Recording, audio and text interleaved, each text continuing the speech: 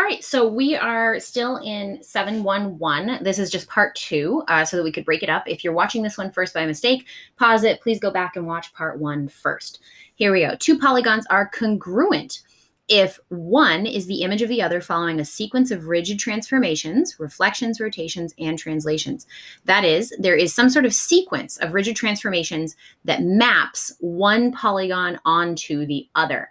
If they are congruent, they are exactly the same size, same side length, same angle, same shape, same everything. So that when you put one on top of the other, you can really only see one of them, whichever one happens to be on top.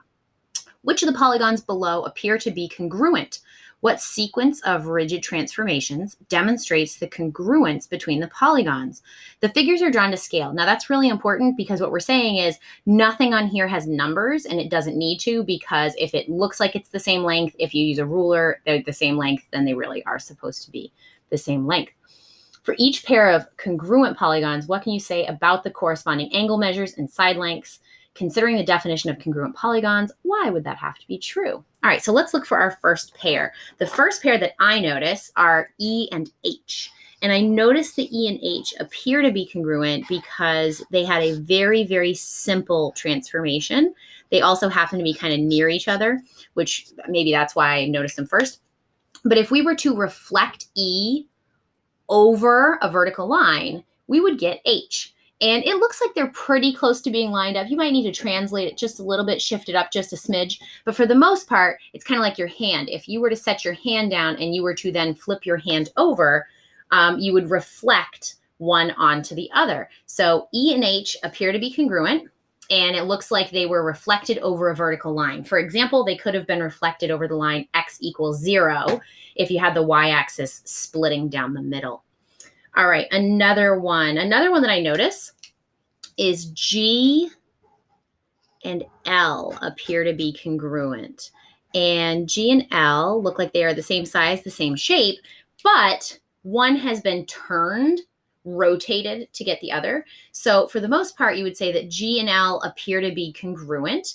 And it looks like it's a combination of a translation and a rotation. Now, bare minimum, you could do it with a single transformation of rotation.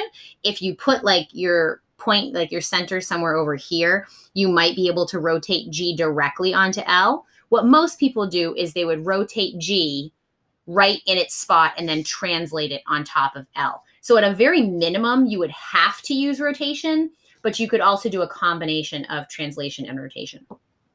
The last one that I notice are F, which is kind of long and skinny, and maybe that's why it sticks out, and K.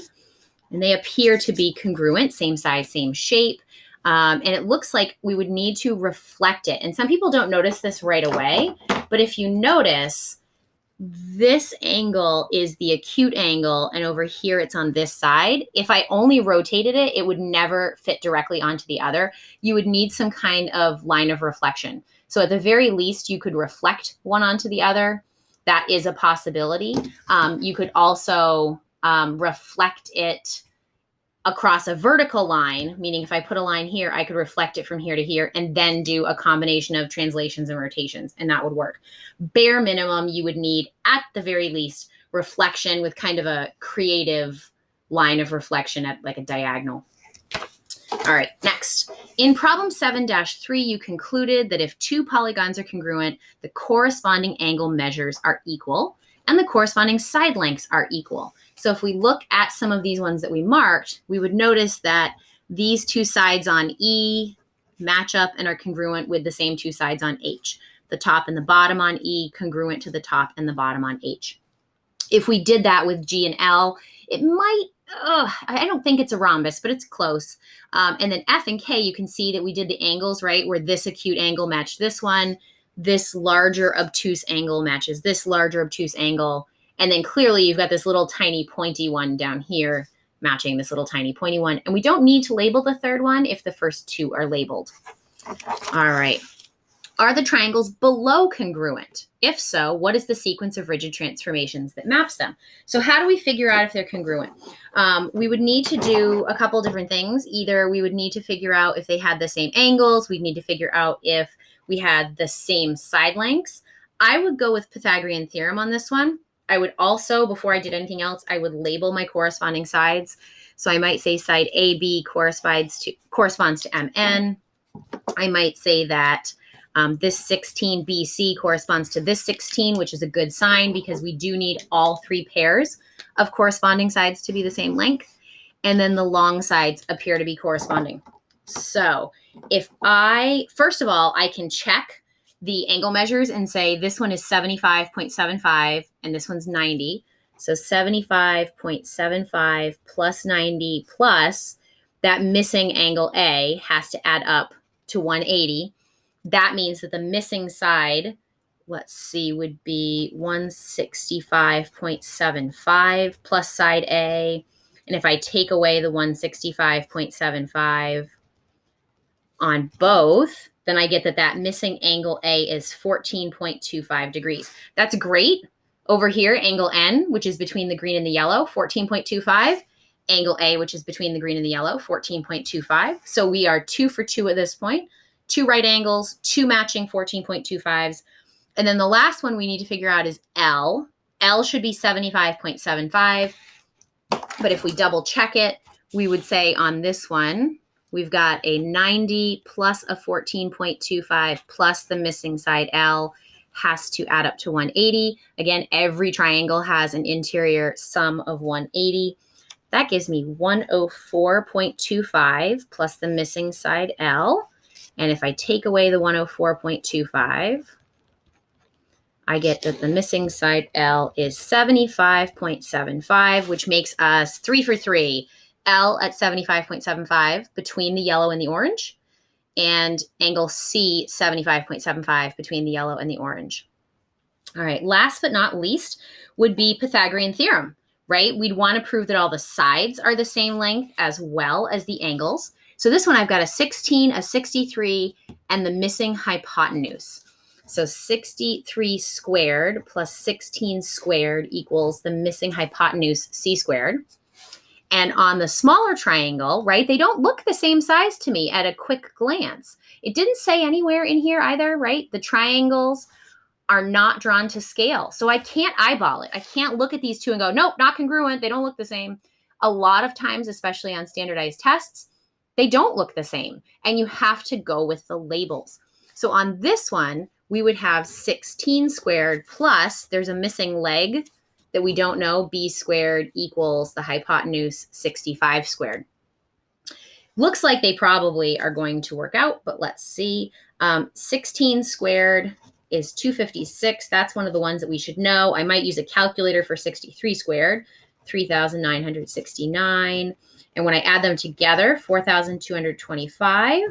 And since it's equal to c squared, I'm going to need to square root both sides. I only need the positive because we are working with geometry, because we're working with the length of a side.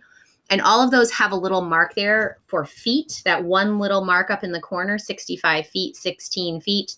So 65 feet is the missing yellow side on the triangle on the left.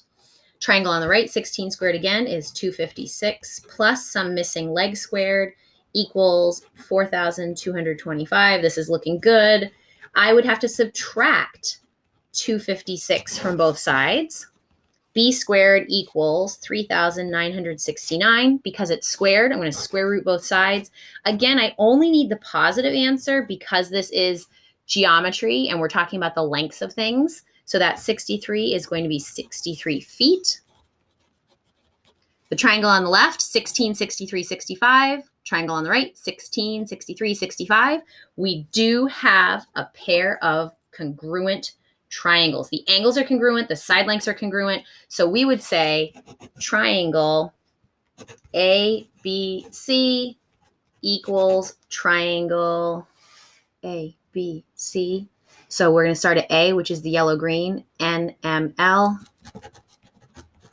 They are congruent, which is an equal sign, and then you put a single squiggle over the top of it. So we're saying that's the symbol for congruent, an equal sign with that one little squiggle over the top. All right, so the triangle on the left, if we wanted to translate it on top of the triangle on the right, bare minimum, we would need rotation. If you put the center in just the right spot, most people are going to do a rotation and a translation. Once you rotate it, they're going to shift it into the right spot. All right, so we've got one left. It says, oops, there we go. To represent the fact that two polygons are congruent, use the symbol congruent equal sign with the single squiggle over the top. For example, if there is a sequence of rigid transformations that maps triangle ABC onto triangle DEF, then you know they're congruent. And this can be stated. Triangle ABC is congruent to triangle DEF, like we just did at the end of 7-4. The order of the letters in the name of each triangle identifies which side and angles correspond. For example, the congruence statement, triangle ABC corresponds to triangle DEF, indicates that angle A corresponds to angle D. So, because A is first, it's in the same location on the triangle as angle D. Letter B is second. It's in the same location as angle E, which is in the second spot. And last but not least, angle C is the last letter mentioned, so it is in the same spot or corresponds to the F. Luis wanted to write a statement to convey that the two triangles below are congruent.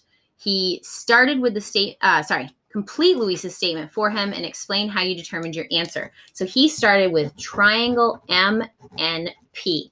So I'm going to use my highlighters again, like I did before. I am going to say, that MP is 8 and VU is also 8. And then actually I should say MP, right? M going down to P. Notice how M is next to the 20. So I'm going to say UV on the second one. Have to say them in the same order. Also, the 16, which is PN, corresponds to the 16 VW. And this is why you'll notice we use the highlighters. MN, the 20, UW, the 20 corresponding. Really important that you have the colors because that will help make sure that you are also naming the letters in the right order. So it is congruent to M. I started between the yellow and the purple. So over here, I have to start with U, which is between the yellow and the purple. I went MN, which is going up the purple side. So UW, and last would be V. All right. And then explain how you determined your answer. I can say that, segment MN is the longest side. It's the 20, and so is UW the longest side. So those ones are clearly corresponding. They're both 20. NP is the next longest, as is WV. So that's your 16 and your 16. MP, don't forget, we could also name it PM, right? There's no you have to name it in a certain direction. So if I named it MP, I would have to name the other one UV. If I had named the first one PM, then I would have to name the second one VU. They just have to be consistent. But there's not you always have to start with the earlier letter of the alphabet or something quirky, weird. That doesn't exist. Last but not least, what sequence of rigid transformations would map the triangle on the left onto the one on the right? If you were to reflect it across MN, so if you were to reflect it so the yellow-pink sides went from being below MN to above MN, then you would have two triangles that are oriented the same way, and then you could just shift it over with a translation so that the two vertices coincide. So you'd have the purple side would be on the purple side, but by doing the reflection first, the yellow-pink would move up to the top, and the yellow-pink over here on the second triangle are already up on top. You could also do this with a rotation thrown in if you wanted to, but I think most people see the reflection first, followed by a translation being the easiest. And a congruence statement for the triangle back from 7-4. We already talked about this, but we're going to put it on there again. Because AB is the long side and goes down here to the right angle, we would start with NM. So if we want to go ABC, it's a triangle. It is congruent, equal with the squiggle on top. A down to B over to C. I'm going to go N down to M over to L. Triangle NML. Now, there are a number of ways you could name this. Let's say that you wanted to go against the grain, and instead of going down the pink side first, you want to go down the hypotenuse. You also could have said triangle ACB is congruent. Well, over here, you're going to go down the hypotenuse NLM, triangle NLM. And you could do 6 or so different versions of this. You could also name the small one first and the big one second. Lots of options. As long as you're consistent, you will be all set. All right. Thanks for holding out there with me on 711 part 2. And don't forget, there are video check-ins for both videos. Bye.